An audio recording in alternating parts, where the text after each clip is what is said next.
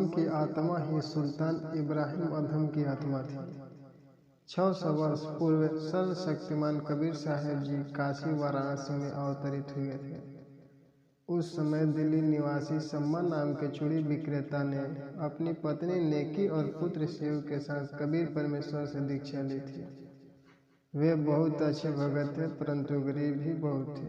वे एक स्थान से दूसरे स्थान पर चूड़ियाँ बेचते थे, मनियार थे और जहाँ भी जाते अपने गुरुदेव की महिमा का गुणगान करते थे। एक दिन कबीर परमेश्वर जी शेख फरीद और कमाल नाम के 2 शिष्यों के साथ उनके घर पहुँचे। अपने गुरु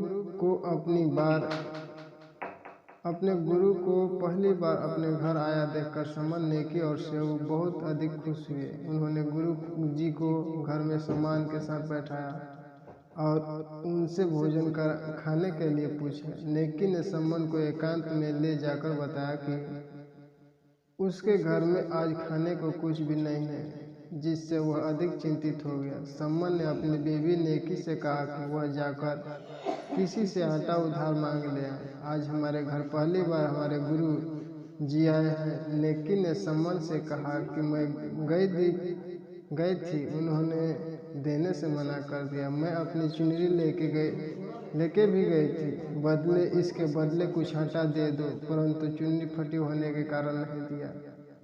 सम्मन और उसका पुत्र कुछ आटा लेने गए, लेकिन किसी ने उन्हें आटा नहीं दिया क्योंकि उनके पास पैसे नहीं थे। तब सम्मन और नेकी ने कुछ आटा चुराने का फैसला किया ताकि वे अपने गुरु जी के लिए भोजन तैयार कर सके। सम्मन और शिव ने एक अमीर व्यापारी के घर से कुछ गेहूं का आटा चुराया, लेकिन अंधेरा होने के कारण शिव का पैर किसी चीज से टकरा गया और खुड़का शोर होने से व्यापारी नींद से जाग गया और शिव को उसने पकड़ लिया। व्यापारी ने उससे कहा कि वह अगली सुबह उससे चोर को सार्वजनिक रूप से बेनकाब कर देगा।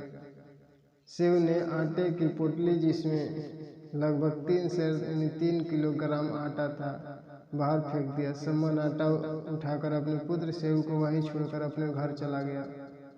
फिर नेकी ने सम्मन से कहा कि जाओ और अपने बेटे शिव का सिर काट दो।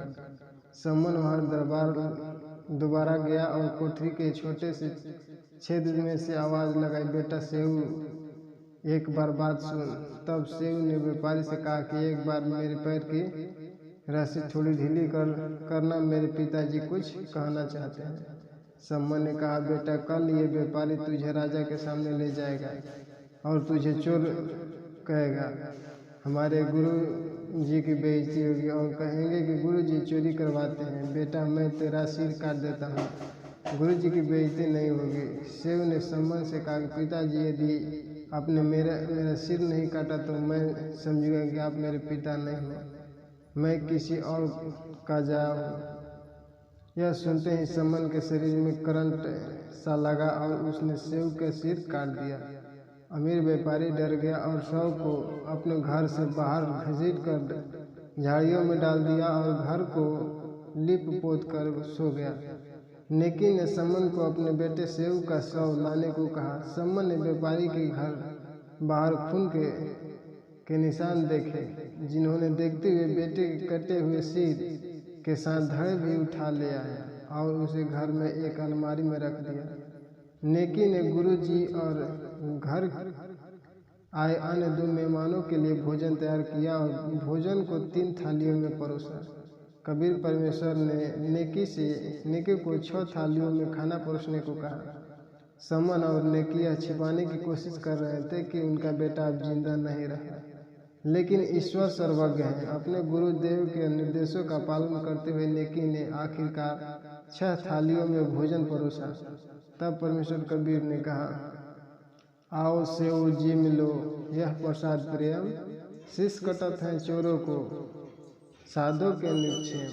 शिव धड़ पर शीश चढ़ा बैठा पंगत माही, नहीं गिरारा गर्दन में वो शिव अकनाही।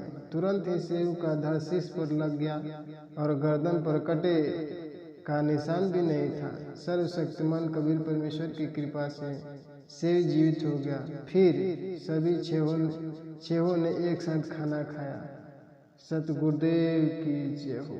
सत साहिब जी।